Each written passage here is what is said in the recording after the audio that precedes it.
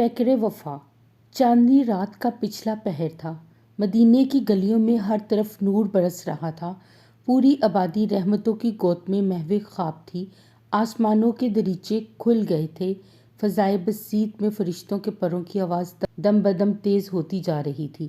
عالم بالا کا یہ کارواں شاید مدینے کی زمین کا تقدس چومنے آ رہا تھا۔ اچانک اسی خاموش سناٹے میں بہت دور ایک آواز گونجی۔ فضاؤں کا سکوت ٹوٹ گیا۔ شبستہ وجود کے سارے تار بکھر گئے اور ایمان کی تپش چنگاریوں کی طرح بال بال سے پھوٹنے لگی۔ مے خانہ عشق کا دروازہ کھلا، کوثر کی شراب چھلکی اور جذبہ اخلاص کی والہانہ سرمستیوں میں سارا ماحول ڈوب گیا۔ یہ غلامان اسلام کے آقا حضرت بلال رضی اللہ تعالیٰ عنہ کی آواز تھی، جس نے ہر گھر میں ایک ہنگامہ شوق برپا کر دیا۔ اب مدینے کی ساری آبادی جاگ اٹھی تھی۔ سرور کونین کا منادی ایک شکستہ گھر کے سامنے آواز دے رہا تھا، گلشن اسلام کی شادابی کے لیے خون کی ضرورت ہے۔ آج نماز فجر کے بعد مجاہدین کا لشکر ایک عظیم مہم پر روانہ ہو رہا ہے۔ مدینے کی ارجمند مائیں اپنے نوجوان شہزادوں کا نذرانہ لے کر فوراً بارگاہ رسالت میں حاضر ہو جائیں۔ کلمہ حق کی برتری کے لیے تڑپتی ہوئی لاشوں کی خوشنودی، حق کی بشارت مبارک ہو، مبارک ہو۔ خون کا آخری قطرہ جو ٹپکتے ہی اسلام کی بنیاد میں جذب ہو جائے گا۔ ایک ٹوٹے ہوئے دل کی طرح یہ ٹوٹا ہوا گھر ایک بیوہ عورت کا تھا۔ 6 سال کے یتیم بچے کو گود میں لیے ہوئے وہ سو رہی تھی۔ حضرت بلال کی آواز سن کر چونک پڑی۔ دروازے پر کھڑی ہو کر پھر غور سے سنا۔ سنتے ہی دل کی چوٹ ابھر آئی، آنکھیں آنسوؤں سے جل تھل ہو گئیں۔ 6 سال کا یتیم بچہ سویا ہوا تھا۔ ماں رو رہی تھی۔ فرط محبت میں بچے کو سینے سے چمٹا لیا۔ سسکیوں کی آواز سن کر بچے نے آنکھیں کھول دی۔ ماں کو روتا ہوا دیکھ کر بے تاب ہو گیا۔ گلے میں باہیں ڈال کر معصوم اداؤں کے ساتھ دریافت کیا، ماں کیوں رو رہی ہو؟ کہاں تکلیف ہے تمہیں؟ آہ! ایک ناسمجھ بچے کو کیا معلوم کہ حسرتوں کی چوٹ کتنی دردناک ہوتی ہے۔ کہاں چوٹ ہے یہ نہیں بتایا جا سکتا، لیکن اس کی کسک سے سارا جسم ٹوٹنے لگتا ہے۔ پھر ایک بیوہ عورت کا دل تو اتنا نازک ہوتا ہے کہ ذرا سی ٹھیس سے چور چور ہو جاتا ہے۔ بچے کے اس سوال پر ماں کا دل اور بھر آیا۔ غم کی چوٹ سے یک بہ یک جذبات کا دھارا پھوٹ پڑا۔ گرم گرم آنسوؤں سے آنچل کا کونا بھیگ گیا۔ بچہ بھی ماں کی حالت دیکھ کر رونے لگا۔ ماں نے بچے کے آنسو پوچھتے ہوئے کہا، میرے لال مت رو، یتیموں کا رونا عرش کا دل دہلا دیتا ہے۔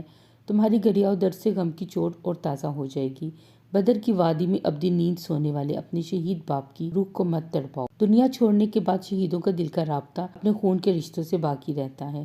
چپ ہو جاؤ، مت رو میرے لال۔ بچہ روتا رہا، وہ بس ضد تھا ماں کیوں رو رہی ہے۔ بالآخر اپنے بچے کے لیے ماں کی آنکھ کا ابلتا ہوا چشمہ سوکھ گیا۔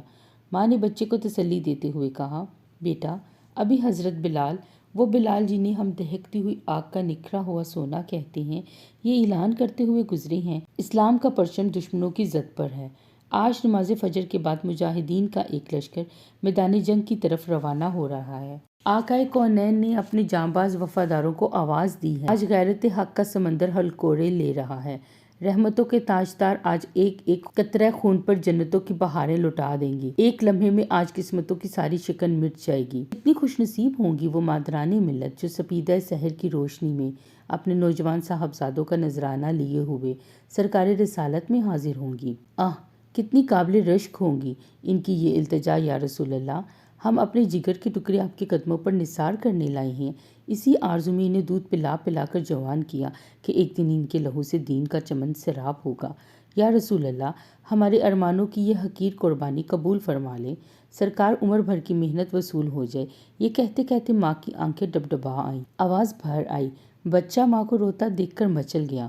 ماں نے کہا، بیٹا ضد نہ کرو، دل کی چوٹ تم ابھی نہیں سمجھ سکتے، میں اپنے نصیب کو رو رہی ہوں۔ کاش میری گود میں بھی کوئی نوجوان بیٹا ہوتا تو میں اپنا نذرانہ عشق لیے رحمت بارگاہ میں حاضر ہوتی۔ افسوس، آج آخرت کے سب سے بڑے اعزاز سے محروم ہوگی۔ یہ کہتے کہتے پھر دل کا درد جاگ اٹھا، پھر غم کی تپش بھر گئی، پھر آنکھوں کے چشمے سے آنسو ابلنے لگے۔ بچے نے ماں کو چپ کراتے ہوئے کہا، اس میں رونے کی کیا بات ہے ماں؟ تمہاری گود تو خالی نہیں۔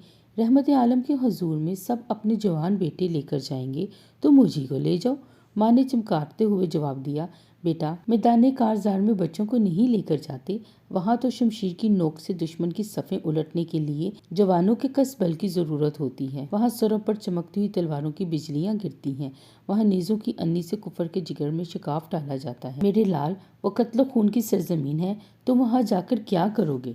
بچے نے ضد کرتے ہوئے کہا، یہ ٹھیک ہے کہ اپنی کم سنی کے باعث ہم میدان کارزار میں جانے کے قابل نہیں، لیکن بارگاہ رسالت میں حاضری کے لیے تو عمر کی کوئی قید نہیں۔ ہماری قربانی سرکار نے قبول فرما لی تو زہے نصیب، اگر بچہ سمجھ کر واپس کر دیا تو کم از کم اس کا تو غم نہیں رہے گا نا کہ اسلام کے لیے جان کی نظر پیش کرنے سے ہم محروم رہ گئے ہیں۔ جان چھوٹی ہو یا بڑی، بہرحال جان ہے، اور جان ہونے کی حیثیت سے دونوں کی قسمت میں کوئی فرق نہیں۔ ماں نے فرط محبت میں بچے کا منہ چوم لیا اور حیرت سے منہ تکنے لگی۔ اس کم سنی میں دناؤں جیسا شعور صرف اس رحمت خاص کا صدقہ ہے جو یتیموں کی نگران ہے۔ سپیدہ سحر نمودار ہو چکا ہے، جلوہ زیبا کے پروانے آنکھوں میں خمار شوق لیے مسجد نبوی کی طرف تیزی سے بڑھ رہے تھے۔ درد آشنا دلوں کے لیے ایک رات کا لمحہ فراق بھی طویل مدت کی طرح بوجھل ہو گیا تھا۔ حجرہ عائشہ کے خورشید کی پہلی کرن کے نظارے کے لیے ہر نگاہ اشتیاق آرزو کی تصویر بنی ہوئی تھی۔ نماز فجر کے بعد مسجد نبوی کے میدان میں مجاہدین کی قطاریں کھڑی ہو گئیں۔ جو نوجوان محاذ جنگ پر جانے کے قابل تھے انہیں لے لیا گیا، باقی سب واپس کر دیے گئے۔ انتخاب کے کام سے فارغ ہو کر سرکار واپس تشریف لا رہے تھے کہ ایک پردہ نشین خاتون پر نظر پڑی جو 6 سال کا بچہ لیے کنارے پر کھڑی تھی۔ سرکار نے حضرت بلال سے ارشاد فرمایا، اس خاتون سے جا کر دریافت کرو بارگاہ رحمت میں کیا فریاد لے کر آئی ہے۔ حضرت بلال نے قریب جا کر نہایت ہی ادب سے پوچھا، دربار رسالت میں آپ کیا فریاد لے کر حاضر ہوئی ہیں؟ خاتون نے بھرائی ہوئی آواز میں جواب دیا، آج رات کے پچھلے پہر آپ اعلان کرتے ہوئے میرے گھر کے سامنے سے گزرے۔ اعلان سن کر میرا دل تڑپ اٹھا۔ میرے گھر میں کوئی جوان نہیں جس کے خون کی اسلام کی بارگاہ میں نظر پیش کرتی۔ 6 سال کا یہ یتیم بچہ ہے جس کا باپ گزشتہ سال جنگ بدر میں جام شہادت سے سیراب ہوا۔ یہی کل میری متاع زندگی ہے جسے سرکار کے قدموں پر نثار کرنے لائی ہوں۔ حضرت بلال نے بچے کو گود میں اٹھا لیا اور سرکار کی خدمت میں پیش کرتے ہوئے سارا ماجرا کہہ سنایا۔ سرکار نے بچے کو آغوش رحمت میں جگہ دی، سر پر ہاتھ پھیرا اور پیار کیا، نہایت ہی شفقت کے ساتھ ارشاد فرمایا، میری رحمتوں کے محبوب صاحبزادے، تم ابھی کم سن ہو، محاذ جنگ پر جوانوں کی ضرورت پڑتی ہے، ابھی تم اپنی ماں کی آغوش میں پلو بڑھو، گلشن اسلام کی بہار بنو۔ جب تمہارے بازو میں کس بل پیدا ہو جائے تو میدان جنگ خود تمہیں آواز دے گا۔ جب تمہارے بازو میں کس بل پیدا ہو جائے تو میدان جنگ تمہیں خود آواز دے گا۔ بچے نے اپنی تتلائی ہوئی زبان سے کہا، یا رسول اللہ، میں نے اپنی امی جان کو دیکھا ہے کہ جب وہ چولہا جلاتی ہیں تو پہلے چھوٹے چھوٹے تنکوں کو سلگاتی ہیں، جب آگ دہکنے لگتی ہے تو پھر موٹی موٹی لکڑیاں ڈالتی ہیں۔ یا رسول اللہ، میں جنگ کرنے کے قابل تو نہیں ہوں، لیکن کیا میدان کارزار گرم کرنے کے لیے مجھ سے تنکوں کا بھی کام نہیں لیا جا سکتا؟ اگر آپ مجھے اپنے ہمراہ نہیں لے گے تو میری امی روتے روتے ہلکان ہو جائیں گی۔ وہ اس غم میں ہر وقت روتی رہتی ہیں کہ آج میری گود میں بھی کوئی جوان بیٹا ہوتا تو میں بھی اسے اسلام کی نظر کر کے سرکار کی خوشنودی کا اعزاز حاصل کرتی۔ جن معصوم اداؤں کے ساتھ بچے نے اپنی زبان میں دل کے حوصلے کا اظہار کیا، سارے مجمع پر رقت طاری ہو گئی۔ سرکار بھی فرط اثر سے آبدیدہ ہو گئے۔ حضرت بلال سے فرمایا، جا کر اس بچے کی ماں سے کہہ دو کہ اس کی ننھی جان کی قربانی قبول کر لی گئی ہے، قیامت کے دن وہ غازیان اسلام کی ماؤں کی صفوں میں اٹھائی جائے گی۔ آج سے خدا کی ایک مقدس امانت سمجھ کر وہ بچے کی پرورش کا فرض انجام دے، اور خدا کے یہاں بال بال کا اجر محفوظ رہے گا۔